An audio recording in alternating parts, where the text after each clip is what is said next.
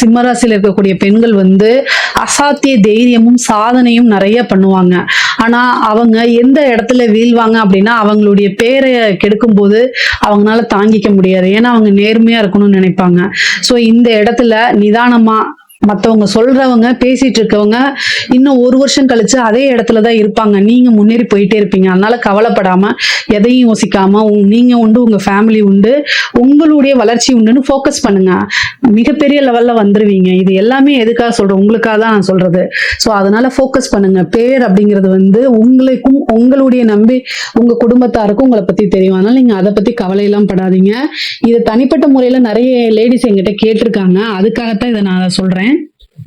பொதுவாவே சிம்மராசிக்காரங்களுக்கு இந்த 4ஆம் இடம் கேந்திரம் அப்படிங்கிறது ரொம்ப நல்லா இருக்கு. தாய்வழி உறவுகள் உங்களுக்கு பெரிய லெவல்ல ஆதரவாக இருப்பாங்க. அதே நேரத்துல காசு பணம் தாய்வழி சொத்துக்கள் வந்து சேரக்கூடிய அமைப்புகள் இருக்கு. ஆடை ஆபரண சேர்க்கை உண்டு. அரசாங்கத்துல வேலை பார்க்கக்கூடியவங்களுக்கு மிக மிக ரொம்ப சூப்பரான சிறப்பான கார்த்திகை மாதம். இந்த மாதம் மிக மிக சிறப்பாக இருக்கு. ஒரு நல்ல பதவி கிடைக்கும், ப்ரமோஷன் கிடைக்கும், நிறைய காசு பணம் சம்பாதிக்கிறதுக்கு உண்டான அமைப்புகள்லாம் இருக்கு. அப்புறம் வந்து முக்கியமா வந்து இந்த கலைத்துறை சம்பந்தப்பட்டவங்களுக்கு ரொம்ப ரொம்ப சூப்பரா இருக்குது. பேரு புகழ் கிடைக்கும், பெரிய பெரிய விருதுகள் கிடைக்கும், பாராட்டுகள் கிடைக்கும். உங்க பேர் பெருகும் போது ஆட்டோமேட்டிக்கா மக்களால் அங்கீகரிக்கப்படக்கூடிய நபரா நீங்க மாறுவீங்க, ஃபேமஸ் ஆவீங்க.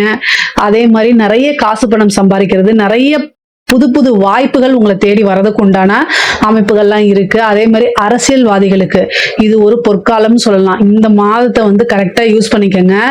நீங்க மீடியால நல்ல ஒரு லைம்லைட்ல இருப்பீங்க. உங்களுக்குன்னு ஒரு ஃப்ரேமை கொண்டு வருவீங்க. மீடியால ஒரு ஃப்ரேமை உங்களுக்குன்னு கொண்டு வருவீங்க. அதே மாதிரி வந்து நல்ல அமைப்புகள் இருக்கு.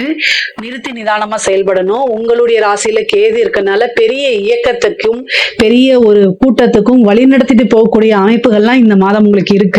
கரெக்டா யூஸ் பண்ணிக்கோங்க. ரொம்ப ரொம்ப சூப்பரா இருக்கு. சிம்ம ராசியை பொறுத்த வரைக்கும் காசு பணம் செல்வாக்கு எல்லாத்துலயும் நல்லா இருக்கு. தேக ஆரோக்கியத்துல கவனமா இருங்க. மனசை அதாவது ரொம்ப அமைதியும் காமா வச்சு மெடிடேஷன் பண்ணுங்க. அஷ்டமத்து சனி இருக்கனால கால பைரவர் வழிபாடு பண்ணுங்க. இதெல்லாம் ரொம்ப ரொம்ப சூப்பரா இருக்கு. மற்றபடி ஏதாவது சந்தேகங்கள் இருக்கு அப்படின்னா கமெண்ட்ஸ்ல கேளுங்க. கட்டாயம் நான் ஆன்சர் பண்றேன். நம்மளுடைய சேனலை லைக் பண்ணுங்க, ஷேர் பண்ணுங்க, சப்ஸ்கிரைப் பண்ணுங்க. நன்றி, வணக்கம்.